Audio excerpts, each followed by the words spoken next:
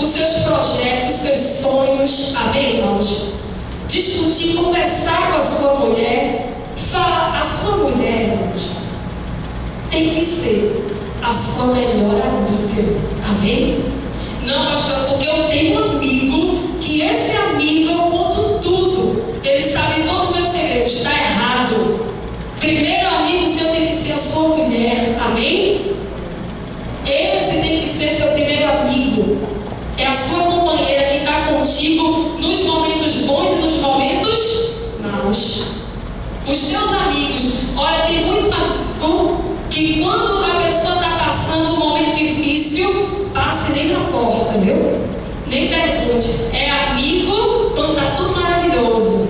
Quando o negócio começa a apertar, não conte para aquela pessoa não. Então a tua melhor amiga tem que ser a tua mulher, que está guerreando, que está lutando contigo, que está suando contigo, amém? Que está 24 horas contigo na batalha. Essa tem que ser a tua melhor amiga, amém, irmãos? Então, guarda isso no teu coração. E para finalizar, o homem tem que honrar a sua mulher, amém?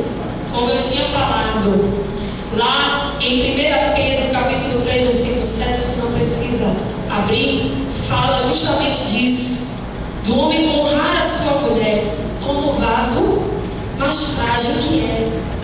Então, tem homem que não valoriza a mulher que tem. Você sabia disso?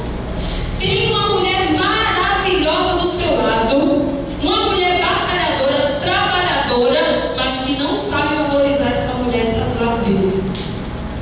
Ele faz ela sofrer, faz ela chorar. A mulher, mesmo assim, mesmo com toda essa luta, a mulher está lá do lado dele, mas ele não sabe reconhecer. Às vezes ele reconhece os de fora, mas não sabe reconhecer o valor da sua mulher dentro de casa. Irmãos, eu aprendi uma coisa: tudo que nós não valorizamos um dia, nós perdemos. Tudo que eu não valorizo, se eu não dou valor àquilo que Deus colocou na minha mão, um dia eu vou perder.